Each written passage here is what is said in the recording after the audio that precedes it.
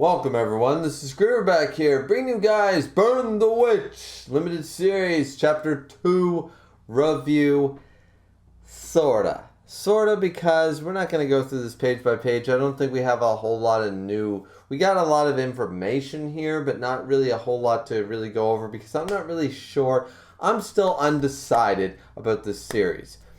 I'm trying to separate my nostalgia for Kubo, and Kubo's art style being back. You know, seeing his art style after so long. Guys, I know My Hero Academia is great in its own right. And I know that Black Clover is really good as well. Actually, I think it's better than My Hero Academia. But their art styles pale in comparison to Kubo for me. Character models and everything, just 10 out of 10 with Kubo. They can't really, in all honesty, they just can't be beat as far as I'm concerned. And it's been so nice seeing his art in fresh new chapters again, and I'm still in the process of trying to separate my nostalgia for Bleach and Kubo and seeing this at face value. That's why I was so unorthodox in my first chapter review of this series. This chapter a little better, but in all honesty, when we break it down, this is going to be a short review because it's super simple. We have one of the members of clearly this band that Nini's a part of, who's obsessed with her, somehow gets to reverse London, sort of like a muggle getting into Hogwarts randomly, and summoning a Dementor. That's basically what we're into here, right? She randomly, it takes a while to get, you have to read the chapter, then reread the chapter to get the whole thing. But, we have good dragons, we have bad dragons, we already knew about this. There's a bunch of helpful dragons, so this is much different than Hollows. Hollows have zero usage according to, the East branch, this Shinigami, right? And I should just note, apparently the West branch Soul Society thing, it's still here. That gate was destroyed, it just so happens, it's a little bit of a stretch, but somehow it's WB and also WB, WB, Warner Brothers, WB, Wingbind, WB West Branch, and it just so happens that they have the same initials. They didn't actually replace it from the one shot. This is still considered the West Branch according to the wiki, to the people that commented on my last video, so it's still tied into the Bleach universe. I was thinking there's some copyright issues or something going on. They had to separated from Bleach or something in the Soul Society and any reference to it, and that's why they changed it to Wingbind or whatever instead of West Branch. But it just so happens to be a headquarters within the West Branch that just so happens to also be initialed WB. Really weird. Why? But okay. Apparently I was mistaken, but still, you guys can understand. I just went through the thing. Why? Out of all the names in the world, but once again, Wingbind has zero reference to anything. The dragons have wings, I guess, but as we see here, they don't all have wings. I guess they do in some respects, and they try to bind them, I guess. But really, they couldn't come up with something else so it wasn't this confusing for us, readers that weren't right there, sort of idea. But anyways, we're going through the chapter. We get the good dragons, a little bit more explanation on everything. We get Balgo, being Balgo, who honestly not my favorite character. I like the two chicks. I like Nini and what's her name? Noelle. Yeah, Nihashi. I really like Noelle and Nini. They're really fun, the two female leads. Balgo's sort of like that bumbling sort of character, but a little more overzealous.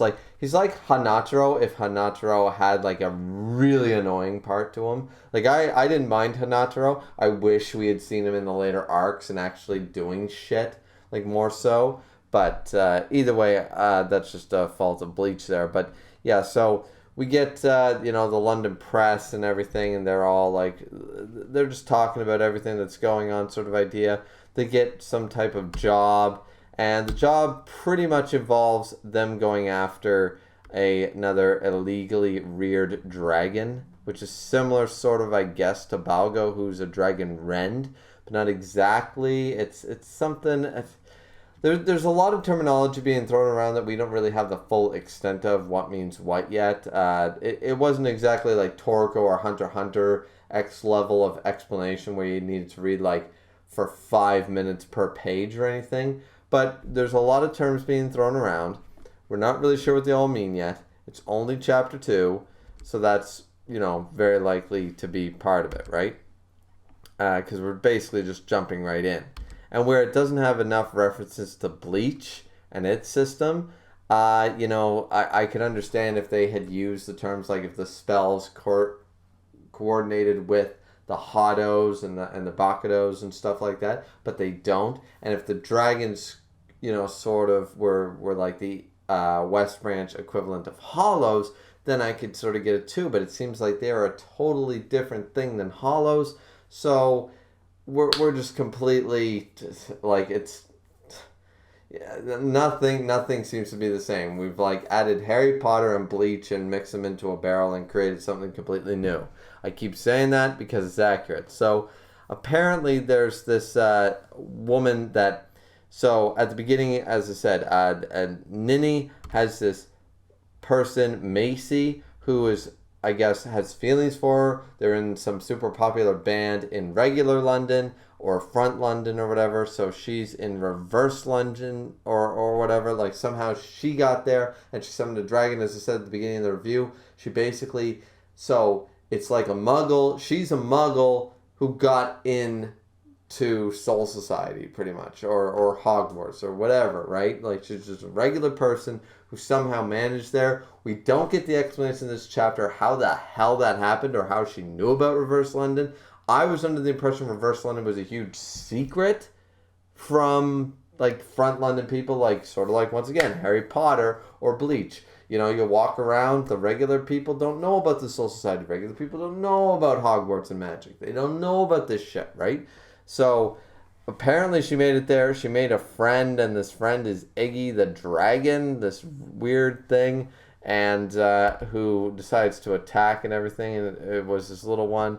It's a dragon, and it's already grown really big. This is Ellie or Eggy or whatever. And so Nini tries to talk her down. It doesn't work. She attacks. Things go south, and pretty much... apparently Nini expresses that Macy has feelings for her, and whenever she's being overly friendly with other women, she goes on a rampage. So that's probably why she's rampaging right now, because she sees her with Noelle, and she just assumes the worst and sort of idea. Very, very tsundere-esque level character, black and white sort of deal. And then at the end of the chapter, we get one of those guys. I think this is one of the dudes from the last chapter. He's got the spiky hair and everything. He's one of the captains, for lack of a better word, one of the top horns, Supreme Council people. I mean, I could probably go back and check, but either way, he showed up, seemed to do a blast, and Noelle was questioning his involvement. I think we got introduced to him last chapter. Let's just see really quick here. Chapter 1.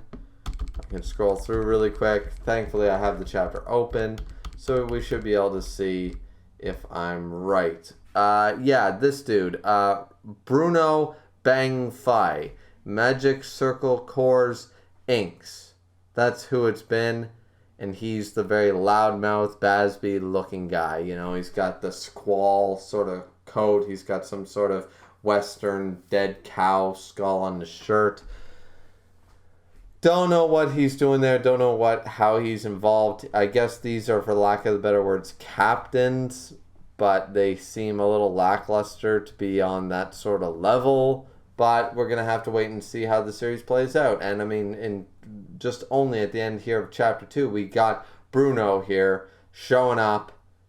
Apparently one of the top echelon sort of people. So we'll see how he's involved and what his sort of deal is. We know they're after to eliminate the dragon cloud that is Balgo at the end of the first chapter, so he clearly is here. He already knocked out Nini, and we'll have to see what goes on from there. Once again, not really sure how to feel about this yet. I'm happy to get Kubo back, but I don't think I don't think my heart's in this story yet. I could be proven totally wrong. It's only the second chapter. It's only the second chapter after a one shot and now a limited series chapter 1.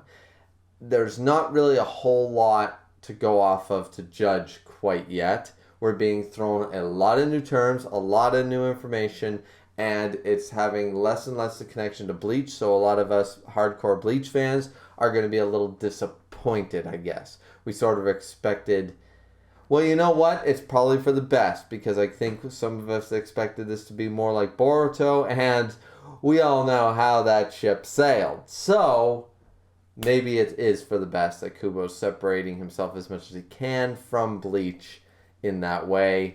Might be the best for that franchise. Either way, not sure yet. It's only the second chapter, guys. What do you guys think? Like, comment, and subscribe. As always very much appreciated. Drink responsibly, as always. And we'll see you back here next time. This has been Griever, signing out.